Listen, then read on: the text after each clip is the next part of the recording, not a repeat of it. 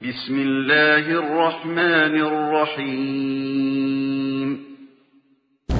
ونعوذ بالله من شرور أنفسنا وسيئات أعمالنا من يهده الله فلا مضل له ومن يضلل فلا هادي له وأشهد أن لا إله إلا الله وحده لا شريك له وأشهد أن محمدا عبده ورسوله يا أيها الذين آمنوا اتقوا الله حق تقاته ولا تموتن إلا وأنتم مسلمون يا أيها الناس اتقوا ربكم الذي خلقكم من نفس واحدة وخلق منها زوجها وبث منهما رجالا كثيرا ونساء واتقوا الله الذي تساءلون به والأرحام إن الله كان عليكم رقيبا يا أيها الذين آمنوا اتقوا الله وقولوا قولا سديدا يصلح لكم أعمالكم ويغفر لكم ذنوبكم ومن يطع الله ورسوله فقد فاز فوزا عظيما أما بعد فإن أصدق الحديث كتاب الله وخير الهدي هدي محمد صلى الله عليه وسلم وشر الأمور محدثاتها وكل محدثة بدعة وكل بدعة ضلالة وكل ضلالة في النار எல்லாம் வல்ல அல்லாஹ் ஜல்ல ஷானஹு வ தஆலாவுடைய கட்டளையை ஏற்று ஃபர்து ஐனாகிய புனித ஜும்ஆ கடமையை நிறைவேற்றுவதற்காக அல்லாஹ்வுடைய மாளிகைக்கு வருகை தந்திருக்கின்ற அல்லாஹ்வின் நல்லடியார்களே, அன்பின் சகோதரர்களே, அல்லாஹு தஆலா அவனுடைய நல்லடியார்களுக்கு தயார் செய்து வைத்திருக்கின்ற சுவர்க்கத்தின் மீது ஆசை வைத்தவர்களாக அவன் ஏவியவைகளை நம்முடைய சக்திக்குட்பட்டவரை எடுத்து நடப்பதன் மூலமும் அவன் பாவிகளுக்கு தயார் செய்து வைத்திருக்கின்ற நரகத்தை பயந்தவர்களாக அவன் தடுத்தவற்றை முற்றுமுழுதாக தவிர்ந்து கொள்வதன் மூலமும் அல்லாஹுவை தக்வா செய்து கொள்ள வேண்டும் என்று எனக்கும் உங்களுக்கும் நினைவூட்டிக் கொள்கிறேன். கண்ணியத்திற்குரிய பெரியோர்களே, சகோதரர்களே, அல்லாஹ்விடத்திலே அங்கீகரிக்கப்பட்ட மார்க்கம் இஸ்லாம் என்பதிலே நாம் எல்லோரும் தெளிவாகவும் உறுதியாகவும் இருக்கிறோம். அல் குர்ஆனிலே அல்லாஹு தஆலா சொல்லும் போது இன்ன தீன இன்தல்லாஹில் இஸ்லாம், நிச்சயமாக அல்லாஹ்விடத்தில் தீன் என்றால், மார்க்கம் என்றால் அது இஸ்லாம் தான் என்று கூறுகிறான். وَمَنْ يَبْتَغِي غَيْرَ الْإِسْلَامِ دِينًا فَلَنْ يُقْبَلَ مِنْهُ, இஸ்லாம் அல்லாத ஒரு தீனை யாராவது தேர்வு செய்வாராக இருந்தால் நிச்சயமாக அவரிடமிருந்து அது ஏற்றுக்கொள்ளப்பட மாட்டாது என்று அல்லாஹு தஆலா சொல்கிறான். وَرَضِيتُ لَكُمُ الْإِسْلَامَ دِينًا, இஸ்லாமை உங்களுக்கு தீனாக நான் பொருந்தி கொண்டு விட்டேன் என்று அல்லாஹு தஆலா பிரகடனப்படுத்துகிறான். உண்மையிலேயே இந்த மார்க்கம், இந்த தீன் நமக்கு கிடைத்தது என்பது அல்லாஹ் நமக்கு செய்திருக்கிற மிகப்பெரிய நிஅமத்தாக இருந்து கொண்டிருக்கிறது. وَإِن تَعُدُّوا نِعْمَةَ اللَّهِ لَا تُحْصُوهَا, அல்லாஹ் உங்களுக்கு தந்திருக்கிற நிஅமத்துகளை நீங்கள் எண்ண ஆரம்பித்தால் உங்களால் எண்ணி முடிக்க முடியாது என்று சொல்கிறார். அந்த நிஅமத்துகளிலே மிக உயர்ந்த மேலான நிஅமத் அல்லாஹு தஆலா இஸ்லாத்தின்பால் நமக்கு நேர்வழி காட்டியிருப்பது என்பதை நாம் எல்லோரும் புரிந்து கொள்ள வேண்டும். கண்ணியத்திற்குரிய சகோதரர்களே, இஸ்லாம் என்பது ஒரு வாழ்க்கை நெறி என்பதை நாம் எல்லோரும் புரிந்து வைத்திருக்கிறோம். இந்த வாழ்க்கை நெறி என்ற இந்த தீனை பொறுத்தவரையில் எல்லா விஷயங்களுக்கும் வழிகாட்டக்கூடிய ஒரு தீனாக இது இருக்கிறது. வெறுமனே மஸ்ஜிதோடு மாத்திரம் சுருங்கிவிடக்கூடிய ஒரு மார்க்கம் கிடையாது இது. அல்லது ஹஜ்ஜோடு, நோன்போடு, ஜக்காத்தோடு மாத்திரம் சுருங்கிவிடக்கூடிய ஒரு மார்க்கமும் அல்ல. ஒரு மனிதன் பிறந்ததிலிருந்து மரணிக்கிற வரை, இந்த உலகம் தோன்றியதிலிருந்து அழிகிற வரை எல்லா விஷயங்களுக்கும் வழிகாட்டக்கூடிய ஒரு மார்க்கமாக இந்த இஸ்லாமிய மார்க்கம் இருக்கிறது. இன்று உலகத்திலே இருக்கிற பெரும்பாலான மக்கள் இந்த மார்க்கத்தை சரியாக புரியாமல் இருந்து கொண்டிருக்கிறார்கள். அதனால்தான் உலகத்தில் இருக்கிற பெரும்பாலான மக்கள் காஃபிர்களாக இருந்து கொண்டிருக்கிறார்கள். உலகத்திலே சுமார் 190 கோடி முஸ்லிம்கள் இருக்கிறார்கள் என்று சொல்கிறோம். இந்த 190 கோடி முஸ்லிம்களிலே பெரும்பாலானவர்களுக்கு இஸ்லாத்தோடு எந்த தொடர்புமே கிடையாது. இவர்களிலே ஒவ்வொரு நாட்டிலும் நாம் போய் பார்க்கிற போது ஒரு குறிப்பிட்ட எண்ணிக்கையிலான மக்களே இஸ்லாம் பற்றிய அக்கறையோடும் இஸ்லாத்தோடு தொடர்போடும் இருந்து கொண்டிருப்பதை பார்க்கிறோம். இந்த குறிப்பிட்ட எண்ணிக்கையிலான மக்களுக்குள் விரல் விட்டெண்ணக்கூடிய ஒரு சிலரே இந்த மார்க்கத்தை பரப்ப வேண்டும் என்கிற சிந்தனையோடு வாழ்ந்து கொண்டிருக்கிறார்கள். இருக்கிற முஸ்லிம்களில் பெரும்பாலானவர்களை நீங்கள் எடுத்து பார்த்தால் அவர்களுக்கு மார்க்கத்திற்கு எந்த சம்பந்தமுமே கிடையாது. வெறுமனே பேரளவிலே தான் அவர்கள் முஸ்லிம்களாக இருந்து கொண்டிருக்கிறார்கள். அவர்களுக்குள் ஒரு சிறிய தொகையினர் இந்த மார்க்கத்தின் மீது அக்கறை உள்ளவர்களாக இருக்கிறார்கள். அந்த சிறிய தொகையினரும் தாமுண்டு தன்னுடைய பாடுண்டு என்றுதான் இந்த மார்க்கத்தை பார்க்கிறார்கள். அவர்கள் தொழுவார்கள், அவர்கள் நோன்பு நோட்பார்கள், அவர்கள் ஜக்காத்து கொடுப்பார்கள், அவர்களுடைய காரியங்களில் அவர்கள் மார்க்கத்தை கடைபிடிப்பார்கள். ஆனால் இந்த மார்க்கத்தை மற்றவர்களுக்கு எத்தி வைக்க வேண்டும் என்ற விஷயத்தை பொறுத்தவரையில் பெரும்பாலானவர்கள் இது எனக்குரியது அல்ல, இதற்கு வேறு யாரோ இருக்கிறார்கள் என்ற எண்ணத்தோடு தான் வாழ்ந்து கொண்டிருக்கிறார்கள். அதனால் தான் இந்த சமுதாயத்தில் இந்த மார்க்கத்தை எத்தி வைக்கக்கூடிய மக்களின் எண்ணிக்கை மிக மிக குறைவாகவே இருக்கிறது. நீங்கள் நம்முடைய ஊர்களிலே பார்க்கலாம், எத்தனை பேர் இந்த மார்க்க பிரச்சார பணியிலே ஈடுபடுகிறார்கள் என்றால் விரல் விட்டெண்ணக்கூடிய ஒரு சிலரே இந்த பணியிலே ஈடுபட்டு கொண்டிருக்கிறார்கள். இங்கே ஒரு சிலர் மாத்திரம்தான் இந்த பணியிலே ஈடுபடுகிற அதே நேரத்தில் அந்த ஒரு சிலருக்கும் கூட இந்த மார்க்கத்தை எத்தி வைப்பது என்பதில் ஒரு தெளிவில்லாத நிலை காணப்படுவதை நாம் காணலாம். அவர்களுடைய ஆர்வம் பாராட்டத்தக்கது. அல்லாஹு தஆலா அவர்களுடைய எண்ணங்களுக்கு ஏற்ப கூலிகளை கொடுக்க வேண்டும். ஆனால் இந்த தாவா பணியில் ஈடுபடக்கூடிய மக்களில் பெரும்பாலானவர்களுக்கு இந்த தாவா பணியை எப்படி மேற்கொள்ள வேண்டும் என்ற தெளிவு இல்லாமல் இருக்கிற ஒரு நிலையை நாம் இன்று அவதானிக்கக்கூடியதாக இருக்கிறது. நம்முடைய ஊரிலே சொல்லுவார்கள், குருடன் யானை பார்த்தது போல என்று. அதே போன்று ஒவ்வொருவருக்கும் இஸ்லாத்தில் ஒரு ஏரியா பிடிக்கும், ஒரு பகுதி பிடிக்கும். அந்த பகுதியை பிரச்சாரம் செய்ய வேண்டும், அதை மக்களிடம் கொண்டு போய் சேர்க்க வேண்டும் என்பதிலே தான் அவர்கள் குறியாக இருக்கிறார்களே தவிர நபிகள் நாயகம் ஸல்லல்லாஹு அலைஹி வஸல்லம் அவர்கள் காட்டிய முறையில் இந்த மார்க்க பிரச்சாரத்தை மேற்கொள்ள வேண்டும் என்ற சிந்தனை நிறைய பேரிடத்திலே கிடையாது. அதனால் தான் நிறைய பிரச்சனைகளையும் இந்த தாவா செய்கிற சின்ன குழுக்களுக்கு மத்தியிலே நாம் காண முடிகிறது. தாவா செய்கிறவர்களே குறுகியவர்கள், அந்த குறுகிய மக்களுக்கு மத்தியிலே நிறைய பிரச்சனைகளை நாம் பார்ப்பதற்கு காரணம் என்னவென்றால் ரசூல் ஸல்லல்லாஹு அலைஹி வஸல்லம் அவர்களுடைய முன்மாதிரியை இந்த பிரச்சாரத்திலே அவர்கள் இழந்து விட்டதுதான். உண்மையிலேயே இஸ்லாம் என்பது நான் ஆரம்பத்திலே குறிப்பிட்டது போன்ற ஒரு வாழ்க்கை நெறியாகும். இதிலே மிக முக்கியமான ஒரு அம்சம் இருக்கிறது, ஃபிக்ஹுல் அவுலவியாத் என்று சொல்லக்கூடிய ஒரு அம்சம். அதாவது எதற்கு முன்னுரிமை வழங்க வேண்டும் என்கிற ஒரு விஷயம். உதாரணமாக அன்புள்ள சகோதரர்களே, ஒரே நேரத்தில் ஒரு சுன்னத்தையும் செய்ய வேண்டி வருகிறது, ஃபர்தையும் செய்ய வேண்டி வருகிறது. இந்த நேரத்தில் எதற்கு நாம் முன்னுரிமை கொடுக்க வேண்டும் என்று கேட்டால் உண்மையிலேயே சாதாரணமாக நம் எல்லோருக்கும் புரியக்கூடிய ஒரு விஷயம்தான் ஃபர்துக்கு முன்னுரிமை கொடுக்க வேண்டும் என்பது.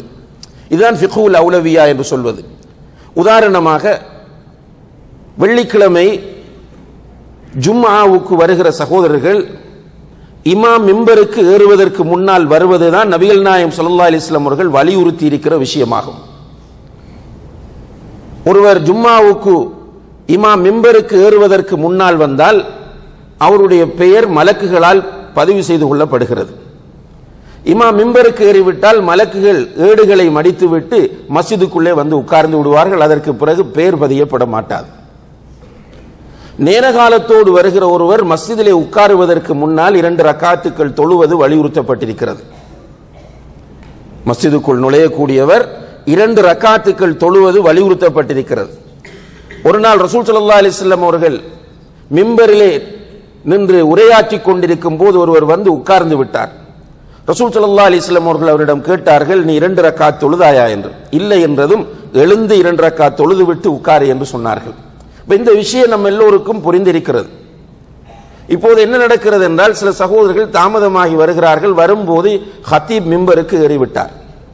அந்த நேரத்தில் ஜும்மாவுக்குரிய அதானும் சொல்லப்படும்.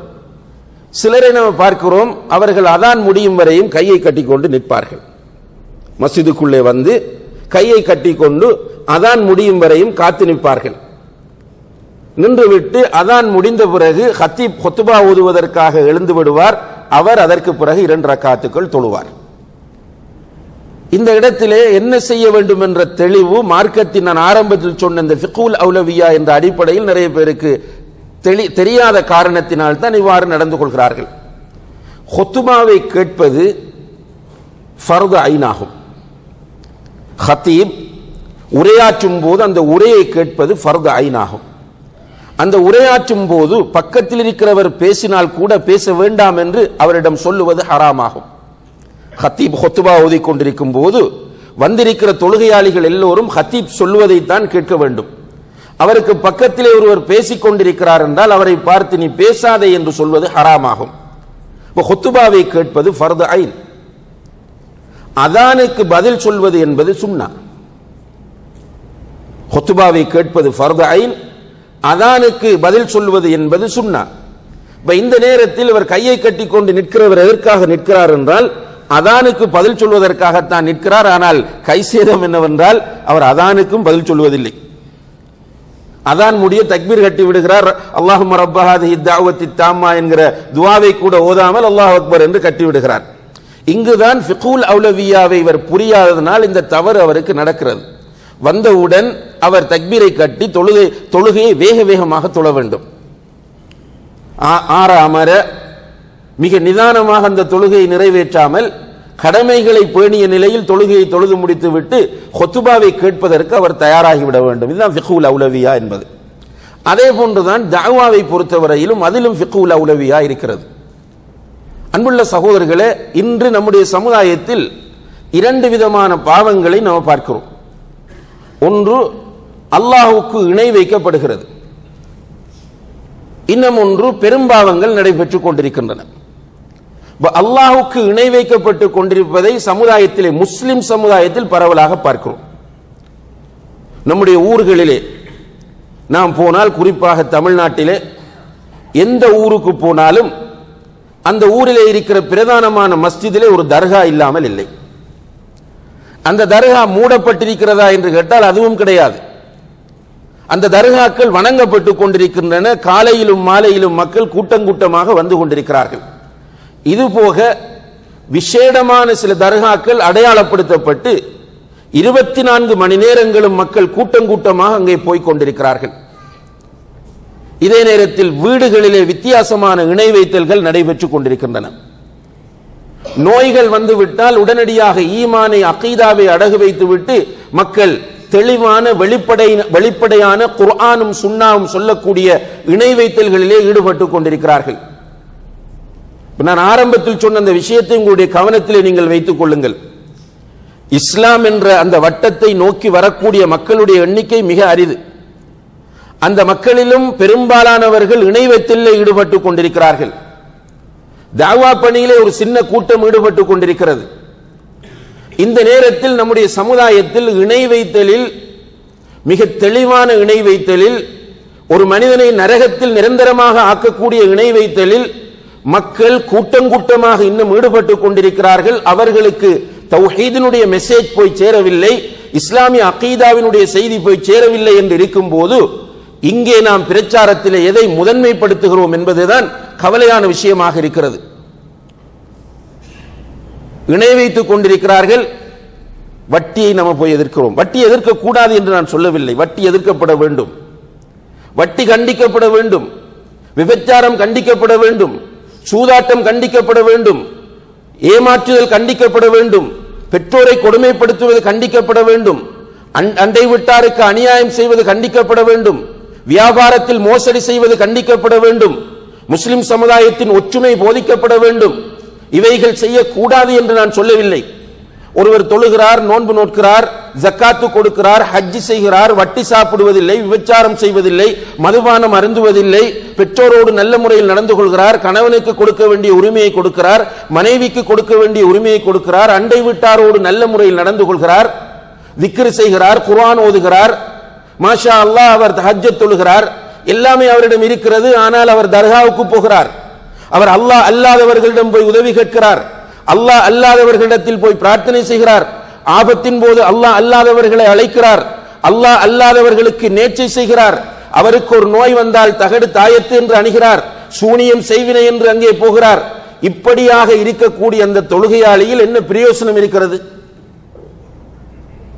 இப்ப முதலில் இந்த மனிதனுக்கு தொழுகையை சொல்ல வேண்டுமா அல்லது ஷிர்க்கை சொல்ல வேண்டுமா? இந்த மனிதனுக்கு நோன்பை பற்றி பேச வேண்டுமா அல்லது அவனிடத்தில் தௌஹீதை பற்றி பேச வேண்டுமா? இன்றைக்கு தௌஹீத் தெரியாத நிலையில் தான் நிறைய பேர் இருந்து கொண்டிருக்கிறார்கள். உண்மையிலே நான் தௌஹீத் அல்ல என்று சொல்கிறவர்களும் இருக்கிறார்கள். ஏனென்றால் தௌஹீத் ஜமாத் என்ற ஒரு ஜமாத்தை பார்த்துவிட்டு அவர்கள் நினைக்கிறார்கள் தௌஹீத் என்றால் அந்த ஜமாத்து தான் தௌஹீத், எனவே நான் தௌஹீத் கிடையாது என்று சொல்கிறவர்களும் நம்முடைய சமுதாயத்திலே இருக்கத்தான் செய்கிறார்கள். ஏனென்றால் அந்த மக்களுக்கு தௌஹீத் என்றால் என்ன என்று போய் சேரவில்லை. இந்த உலகத்திலே முதலாவது வந்த ரசூல் நூஹ் அலைஹிஸ்ஸலாம் அவர்கள், முதல் நபி ஆதம் அலைஹிஸ்ஸலாம் அவர்கள், முதல் ரசூல் நூஹ் அலைஹிஸ்ஸலாம் அவர்கள். முதல் ரசூலாகிய நூஹ் அலைஹிஸ்ஸலாம் அவர்கள் இந்த சமுதாயத்திற்கு தௌஹீதை சொன்னார்கள், ஷிர்க்கை கண்டித்தார்கள். அதற்கு பிறகு வந்த ஒவ்வொரு நபிமார்களும் ஒவ்வொரு ரசூல்மார்களும் அவர்களுடைய சமுதாயங்களில் அவர்கள் முதலாவது செய்த பணி, நன்றாக இதை நீங்கள் கவனத்திலே கொள்ள வேண்டும். அந்த மக்கள் மத்தியிலே அவர்கள் நடத்திய போராட்டத்திற்கான அடிப்படை, அந்த மக்கள் அவர்களை ஊரை விட்டு ஒதுக்கியதற்கான மிக முக்கியமான காரணம், அவர்கள் அந்த மக்களுக்கு தௌஹீதை சொன்னார்கள், ஷிர்க்கை அந்த மக்களுக்கு கண்டித்தார்கள். அதைத்தான் நபிகள் நாயகம் ஸல்லல்லாஹு அலைஹி வஸல்லம் அவர்களும் அவர்களுடைய அந்த காலத்திலே செய்தார்கள். குறிப்பாக கண்ணியத்திற்குரிய சகோதரர்களே, நபிகள் நாயகம் ஸல்லல்லாஹு அலைஹி வஸல்லம் அவர்கள் தஅவா பணியை 23 ஆண்டுகள் செய்தார்கள். இந்த 23 ஆண்டுகளில் 13 வருடங்கள் அவர்கள் மக்காவிலே இருந்தார்கள், 10 வருடங்கள் தான் அவர்கள் மதீனாவிலே இருந்தார்கள். இந்த 13 வருடங்களும், மக்காவில் இருந்த 13 வருடங்களும் அவர்கள் தொழுகையை பற்றி பேசவில்லை, ஜக்காத்தை பற்றி பேசவில்லை, நோன்பை பற்றி பேசவில்லை, ஹஜ்ஜை பற்றி பேசவில்லை, ஆட்சி அதிகாரத்தை பற்றி பேசவில்லை, கொடுக்கல் வாங்கல்களை பற்றி பேசவில்லை. ரசூல் ஸல்லல்லாஹு அலைஹி வஸல்லம் அவர்கள் மக்காவில் இருந்த 13 வருடங்களும் எதை பேசினார்கள்? தௌஹீதை தான் பேசினார்கள், அகீதாவை தான் பேசினார்கள், அல்லாஹ்வை பற்றிய சரியான புரிதலை அந்த மக்களுக்கு உருவாக்கினார்கள், அல்லாஹ்வின் மீது சரியான நம்பிக்கையை உருவாக்கினார்கள். ஏனென்றால் அல்லாஹ்வை பற்றி தப்பும் தவறுமாக அந்த மக்கள் புரிந்து வைத்திருந்தார்கள். அல்லாஹ் இல்லை என்று அவர்கள் சொல்லவில்லை. மக்காவிலே இருந்த முஷ்ரிக்குகள் அல்லாஹ் இல்லை என்று அவர்கள் சொல்லவில்லை. வானங்களையும் பூமியையும் படைத்தவன் கிருஷ்ணன் பிரம்மா என்று அவர்கள் சொல்லவில்லை. அவர்கள் சொன்னது வானங்களையும் பூமியையும் படைத்தவன் அல்லாஹ்தான், வானத்திலிருந்து மழையை பொழியச் செய்கிறவன் அல்லாஹ்தான், உணவளிக்கிறவன் அல்லாஹ்தான், குழந்தை பாக்கியத்தை தருகிறவன் அல்லாஹ்தான் என்று அவர்கள் சொல்லிக் கொண்டிருந்தாலும் கூட அவர்களுக்கு அல்லாஹ் என்றால் யார் என்று சரியாக தெரியவில்லை. எனவே ரசூல் ஸல்லல்லாஹு அலைஹி வஸல்லம் அவர்கள் அந்த மக்களுக்கு அல்லாஹ்வை அறிமுகப்படுத்தினார்கள். இன்றைக்கு நம்முடைய மக்களிடத்தில் போய் அல்லாஹ்வை பற்றி கேட்டால் அவர்களுக்கு அல்லாஹ்வை பற்றி தெரியாது. நான் நிறைய நிகழ்ச்சிகளிலே நம்முடைய சகோதரர்களிடத்தில் கேட்டிருக்கிறேன், இப்போதும் கேட்கிறேன், பதில் நீங்கள் உங்களுடைய மனதுக்குள் சொல்லிக் கொண்டால் போதும். இங்கே இருக்கிறவர்களில் எத்தனை பேருக்கு அல்லாஹ்வை பற்றி தெரியும்? அல்லாஹ் யார் என்பதை குர்ஆன் சுன்னா ஒளியில் அறிந்து தெளிவான சிந்தனையோடு இருக்கக்கூடியவர்கள் எத்தனை பேர் இருக்கிறோம்? நிச்சயமாக நம்மில் நிறைய பேருக்கு அல்லாஹ்வை பற்றி தெரியாது. இதற்கு ஒரு சிம்பிளான உதாரணம் நான் அடிக்கடி சொல்லுவது, அல்லாஹ்வுடைய பெயர்கள் எத்தனை என்று கேட்டால் இத்தனை என்று சொல்ல தெரியாத நிலையில் தான் நம்முடைய சமுதாயத்தில் 99% இருந்து கொண்டிருக்கிறார்கள். ஆச்சரியமாக இருக்கும், அல்லாஹ்வுக்கு 99 பெயர்கள் இருக்கின்றன என்று எங்களுக்கு தெரியும் போது மௌலவி இப்படி பேசுகிறார் என்று நீங்கள் நினைக்கலாம். இல்லை சகோதரர்களே, அல்லாஹ்வுடைய பெயர்கள் எத்தனை என்பது நம்முடைய சமுதாயத்தில் நிறைய பேருக்கு தெரியாது. எல்லோருமே 99 என்று தான் நினைத்துக் கொண்டிருக்கிறார்கள். ஆனால் அப்படி கிடையாது. அல்லாஹ்வுடைய பெயர்கள் எத்தனை என்ற வரையறை கிடையாது. 99 தான் அல்லாஹ்வுடைய பெயர்கள் என்று சொல்வது பிழையாகும், தவறாகும். அல்லாஹ்வுடைய பெயர்கள் எத்தனை என்பதை அல்லாஹ் ஒருவன் மாத்திரமே அறிந்தவனாக இருக்கிறான். இதுதான் சரியான கொள்கையாகும். ஆனால் நாம் எல்லோரும் பரம்பரையாக 99 என்று சொல்லி 99 என்று நினைத்துக் கொண்டிருக்கிறோம். ஹைர், இந்த 99 பெயர்கள் என்ன என்று கேட்டால், ரசூல் ஸல்லல்லாஹு அலைஹி வஸல்லம் அவர்கள் அல்லாஹ்வுடைய நிறைய பெயர்களை அடையாளப்படுத்தி விட்டு 99 பேர்களை தனித்துவமாக எடுத்துச் சொல்கிறார்கள். யார் இவற்றை பொருள் உணர்ந்து மனப்பாடம் செய்கிறாரோ அவருக்கு சுவர்க்கம். அல்லாஹ் அக்பர். அதுக்குத்தான் அந்த 99. இப்போது நான் கேட்கிறேன், 99 பேர் எத்தனை பேருக்கு பாடம்? அல்லாஹுடைய 99 பேர்களும் எத்தனை பேருக்கு தெரியும்? எத்தனை பேர் இதற்காக ஒரு நியத்து வைத்திருக்கிறோம், முயற்சி செய்திருக்கிறோம்? அல்லாஹ்வுடைய 99 பேர்களையும் சஹீஹான ஹதீஸின் அடிப்படையில் நான் பாடமாக்க வேண்டும் என்று நம்மில் முயற்சி செய்தவர்கள், செய்து கொண்டிருக்கிறவர்கள் எத்தனை பேர்? அல்லாஹ்வுடைய இந்த 99 பேர்களில் ஒரு 10 பேரை என்னால் சொல்ல முடியுமா? ஒரு 10 பேருக்கு கருத்தை சரியாக சொல்ல முடியுமா? அன்புள்ள சகோதரர்களை, அல்லாஹ்வை சாட்சியாக வைத்து உங்களிடம் நான் கேட்கிறேன், அல்லாஹ் என்கிற பெயருக்கு உங்களுக்கு கருத்து தெரியுமா? அல்லாஹ்வுடைய பிரதானமான பெயர் அல்லாஹ். இந்த அல்லாஹ் என்கிற பெயருக்கு சரியான முறையில் உங்களுக்கு கருத்து தெரியுமா என்றால் இல்லை. இதுதான் இன்றைய பிரச்சனை. இன்றைக்கு நாம் மிம்பரில் நின்று கொண்டு தொழுகையின் முக்கியத்துவத்தை பற்றி பேசுகிற போது சில நேரம் ரசூல் ஸல்லல்லாஹு அலைஹி வஸல்லம் அவர்களுடைய வரலாற்றை குறிப்பிடுகிறோம். அந்த நேரத்தில் ஹத்தீப் கண்கலங்குகிறார், அவருடைய குரல் தளதளக்கிறது. அந்த நேரத்தில் உட்கார்ந்திருக்கிறவர்கள் எல்லோரும் அழுகிறோம். உடனே உமர் ரலியல்லாஹு அன்ஹு அவர்களுடைய வரலாற்றையும் சொல்கிறார். உமர் ரலியல்லாஹு அன்ஹு அவர்கள் ஃபஜ்ர் தொழுகைக்கு வரும்போது குத்தப்பட்டார்கள். அவர்கள் பிறகு மயக்கத்திலிருந்து எழுந்தவுடன் தொழுதார்கள் என்கிற சம்பவத்தை சொல்கிறோம், அழுகிறோம். அந்த நேரத்திலே எல்லோரும் தொழ வேண்டும் என்று முடிவெடுக்கிறோம். ஆனால் அன்றைய அசர் தொழுகையை ஜமாத்தோடு தொழ முடியவில்லை. நிறைய பேருக்கு பள்ளிவாசலிலே வைத்து முடிவெடுத்த நிறைய பேருக்கு அசர் தொழுகையை ஜமாத்தோடு தொழ முடியவில்லை. மக்ரிப் தொழுகையே கிடையாது. அதற்கு பிறகு அந்த சிந்தனையே அப்படியே மாறிவிடுகிறது. காரணம் என்ன தெரியுமா? அல்லாஹ்வை பற்றி தெரியாது. உணர்ச்சி வசப்பட்டு அழுவது என்பது நாம் சினிமா பார்க்கிற போதும் அழுதிருக்கிறோம், டிராமா பார்க்கிற போதும் அழுதிருக்கிறோம், அடுத்தவன் துன்பப்படுகிற போதும் பார்த்து அழுதிருக்கிறோம். அழுகை என்பது ஒரு மனிதனுடைய ஈமானின் முழு அடையாளமாக கொடுக்க முடியாது. இங்கே இமோஷனலாகி அழுதோம், சிம்பத்தியோடு அழுதோம். ஆனால் யாரை தொழ வேண்டுமோ அந்த ரப்பை பற்றி நமக்கு அறிவில்லை. அதனால் தான் நாம் சிசிடிவி கேமராவுக்கு பயப்படுவோம், ராடர்களுக்கு பயப்படுவோம், ஸ்பீட் அதாவது வீதிகளிலே இருக்கக்கூடிய இந்த ஸ்பீட் ஷூட்டர்களுக்கு பயப்படுவோம். ஆனால் ரப்புல் ஆலமீனுக்கு பயப்பட மாட்டோம்.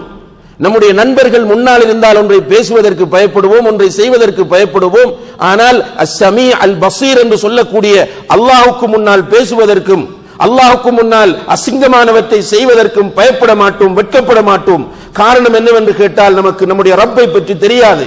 உண்மையிலே இன்றைய சமுதாயத்திற்கு நாம் செய்ய வேண்டிய முதலாவது பணி என்னவென்று கேட்டால், இந்த மக்களுக்கு அல்லாஹ்வை பற்றிய சரியான புரிதலை குர்ஆன் சுன்னா அடிப்படையில் சஹாபாக்களின் புரிதலோடு தெளிவுபடுத்த வேண்டிய தேவை இருக்கிறது. எனவே தாவாவிலே ஈடுபடக்கூடிய சகோதரர்களே, அல்லாஹு தஆலா உங்கள் மீது கொண்ட கருணையினால் தாவா செய்ய வேண்டும் என்ற ஆசையை, உணர்வை உங்களிடத்திலே ஏற்படுத்தி இருக்கிறான். அல்ஹம்துலில்லாஹ். இந்த உணர்வை, இந்த ஆசையை நல்ல முறையிலே பயன்படுத்துங்கள். வெறுமனே நீங்கள் சார்ந்திருக்கிற இயக்கத்தை வளர்க்க வேண்டும் என்பதற்காக தாவா செய்யாதீர்கள். கடைசியிலே தாவா என்கிற பெயரில் நீங்கள் நரகத்திற்கு போய் சேர வேண்டிய நிலை ஏற்பட்டுவிடும். படைத்த ரப்புல் ஆலமீனை அறிமுகப்படுத்துங்கள். அந்த ரப்புல் ஆலமீன் நீங்கள் செய்கிற பணியை பார்த்து மகிழ்ச்சி அடைவான். அந்த ரப்புல் ஆலமீன் நீங்கள் செய்கிற பணியை பார்த்து சந்தோஷப்படுவான். அவனை பற்றி பேசுகிறீர்கள், அவனை பற்றி புகழ்கிறீர்கள், அவனை கண்ணியப்படுத்துகிறீர்கள். அல்லாஹு தஆலா பார்த்து கொண்டிருக்கிறான். அந்த ரப் நம் மீது மகிழ்ச்சி அடைகிறான். அதனால் தான் நபிகள் நாயகம் ஸல்லல்லாஹு அலைஹி வஸல்லம் அவர்கள் சொன்னார்கள், மறுமையிலே எல்லோரையும் அல்லாஹ் ஒன்று சேர்த்திருக்கிற போது ஒரு மனிதனை சத்தமிட்டு கூவி அழைக்கப்படும். எல்லோரும் நிற்கிற அந்த சபையில் ஒரு மனிதனை யுஸாஹு பிரஜுல், ஒரு மனிதனுடைய பெயரை சொல்லி கூவி அழைக்கப்படும். அவன் வருவான். வந்ததும் அவனுடைய கையிலே 99 ஏடுகள் கொடுக்கப்படும். அவனுடைய கையில் 99 ஏடுகள். 99 ஏடுகளும் சின்ன பேப்பர் கிடையாது, பெரிய ஏடுகள். அந்த 99லும் என்ன இருக்கிறது தெரியுமா? அவன் செய்த பாவங்கள் பதியப்பட்டிருக்கின்றன. இன்னா லில்லாஹி வ இன்னா இலைஹி ராஜிஊன். அவன் செய்த பாவங்கள் பதியப்பட்டிருக்கின்றன. அந்த ஏடுகள் அவனுடைய கண்ணு கட்டிய தூரம் வரை விரிக்கப்படும். அதை அவன் படிப்பான். படித்துக் கொண்டிருக்கும் போது அல்லாஹ் கேட்பான், இதில் உனக்கு ஏதும் அநீதி இழைக்கப்பட்டிருக்கிறதா என்று. அவன் இல்லையா அல்லாஹ் என்று சொல்லுவான். அல்லது இதில் எழுதப்பட்ட ஏதாவது ஒன்றுக்கு நீ நியாயம் சொல்ல விரும்புகிறாயா என்று கேட்பான். அதற்கும் அவன் சொல்லுவான், யா அல்லாஹ், நான் நியாயம் சொல்ல விரும்பவில்லை, எல்லாமே சரியாகத்தான் எழுதப்பட்டிருக்கிறது. அந்த நேரத்தில் அல்லாஹ் சொல்லுவான், இன்றைய தினம் உனக்கு அநீதி இழைக்கப்பட மாட்டாது. இப்படி அவன் பார்த்து கொண்டிருக்கும் போது ஒரு பித்தாக்கா எடுக்கப்படும். அந்த பித்தாக்கா என்றால் நமக்கு தெரியும், அரபி எல்லாருக்குமே, கார்டு ஒன்று எடுக்கப்படும். அந்த கார்டை எடுத்து அங்கே மீசான் என்ற ஒரு தராசு இருக்கும். அந்த தராசின் ஒரு தட்டில் இந்த 99 ஏடுகளும் வைக்கப்படும். அவன் செய்த பாவங்கள் எழுதப்பட்ட ஏடுகள் எல்லாமே அந்த தராசின் ஒரு தட்டில் வைக்கப்படும். மறு தட்டிலே அந்த பித்தாக்கா வைக்கப்படும். அந்த பித்தாக்காவிலே என்ன இருக்கிறது என்று கேட்டால், இவன் சொன்ன கலிமா இருக்கிறது. லா இலாஹ இல்லல்லாஹ் என்று இவன் சொன்ன கலிமா அங்கே இருக்கிறது. அந்த ஏடு, அந்த பித்தாக்கா வைக்கப்பட்ட அந்த தராசு கணக்கும், அந்த பகுதி தராசின் அந்த தட்டு கணக்கும், இந்த 99 ஏடுகளும் மேலே வந்துவிடும். இவன் சுவர்க்கம் செல்வான் என்று நபி ஸல்லல்லாஹு அலைஹி வஸல்லம் அவர்கள் சொல்கிறார்கள். இதனுடைய அர்த்தம் வெறுமனே லா இலாஹ இல்லல்லாஹ் என்று சொன்னது என்பதல்ல, கலிமாவினுடைய பொருளை புரிந்து கலிமாவை சொல்வது. எனவே நம்முடைய சமுதாயத்தில் இன்று நாம் செய்யக்கூடிய பிரச்சார பணிகளின் முறைகளை நாம் மாற்ற வேண்டும். முதலில் தௌஹீதுக்கு முதலிடம் கொடுக்க வேண்டும். அல்லாஹ்வை பற்றி அறிமுகப்படுத்த வேண்டும். தாவா செய்கிறவர்களிடத்தில் அன்பாக கேட்டுக்கொள்கிறேன், நீங்களும் அல்லாஹ்வை பற்றி படியுங்கள். அல்லாஹ்வுடைய அஸ்மாக்களை படியுங்கள், திருநாமங்களை படியுங்கள். அல்லாஹ்வுடைய சிஃபாத்துகளை அறிந்து கொள்ளுங்கள். அல்லாஹ்வுடைய அஸ்மாக்களையும் சிஃபாத்துகளையும் அறிந்து கொண்டு நீங்கள் அறிந்த அந்த திருநாமங்களையும் அல்லாஹ்வுடைய தன்மைகளையும் பண்புகளையும் மக்களுக்கு சொல்லுங்கள். அந்த மக்களுடைய உள்ளத்தில் அல்லாஹ்வின் மீது தெளிவான நம்பிக்கையை ஊட்டுங்கள். அதற்கு பிறகு அந்த மக்களிடத்திலே போய் நீங்கள் அல்லாஹ் என்று சொல்லுங்கள். அவர்களுடைய உள்ளங்கள் நடுங்கும். அவர்களிடத்தில் அல் குர்ஆன் வசனங்களை ஓதி காண்பியுங்கள். அவர்களுடைய ஈமான் அதிகரிக்கும். இதை செய்யாதீர்கள், அல்லாஹ் பார்த்து கொண்டிருக்கிறான் என்று சொல்லுங்கள். உடனே தூக்கி எறிந்து விடுவார்கள். நீங்கள் சொல்ல வேண்டிய அவசியமும் இல்லை. மாயிஸ் இப்னு மாலிக் ரலியல்லாஹு அன்ஹு, காமிதியா கோத்திரத்து பெண்மணி ரலியல்லாஹு அன்ஹா போன்றவர்களை போன்று தவறு, மனிதன் என்ற அடிப்படையில் தவறு செய்துவிட்டு அந்த தவறுக்காக வருந்தி அழுது அல்லாஹ்விடத்திலே மன்னிப்பு கேட்கக்கூடிய நிலை வரும். அந்த நேரத்தில் குர்ஆன் சுன்னா அடிப்படையில் ஆட்சி அமைக்க வேண்டுமா? அதற்கு வருவான். குர்ஆன் சுன்னா அடிப்படையில் வியாபாரம் செய்ய வேண்டுமா? அதற்கு அவன் வருவான். குர்ஆன் சுன்னா அடிப்படையில் குடும்ப வாழ்க்கை நடத்த வேண்டுமா? அதற்கு அவன் தயாராகுவான்.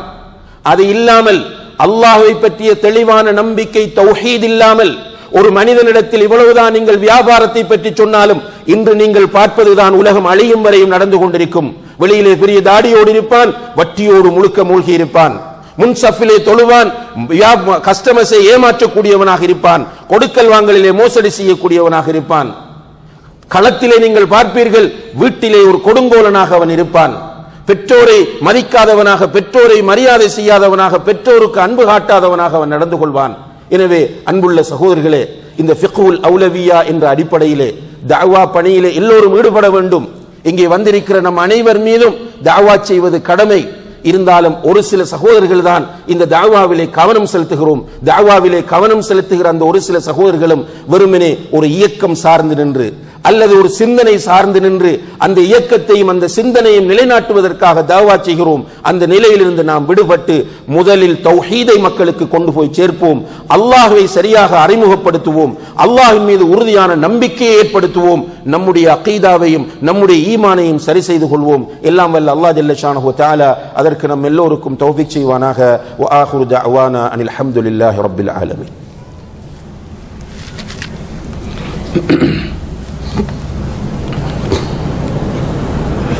الحمد لله رب العالمين والعاقبة للمتقين ولا عدوان إلا على الظالمين والصلاة والسلام على أشرف الأنبياء والمرسلين وعلى آله وأصحابه أجمعين. أما بعد، فيا عباد الله اتقوا الله حق التقوى ولا تموتن إلا وأنتم مسلمون. ألا وصلوا وسلموا على الرسول النبي الكريم وقد أمركم الله تعالى بذلك في القرآن الكريم. قال الله عز وجل: إن الله وملائكته يصلون على النبي يا أيها الذين آمنوا صلوا عليه وسلموا تسليما اللهم صل على محمد وعلى آل محمد كما صليت على إبراهيم وعلى آل إبراهيم إنك حميد مجيد اللهم بارك على محمد وعلى آل محمد كما باركت على إبراهيم وعلى آل إبراهيم إنك حميد مجيد. கண்ணியத்திற்குரிய பெரியோர்களே, சகோதரர்களே, இந்த உலகம் தற்காலிகமான ஒரு இடமாகும். இந்த உலகம் மனிதனை பொறுத்தவரையில் சோதனை களமாகும். உலகம் சோதனை களம் என்பதனால்தான் இந்த உலகத்தில் அல்லாஹு தஆலா நம்முடைய ஆயுளை மிக குறுகியதாக ஆக்கியிருக்கிறார்.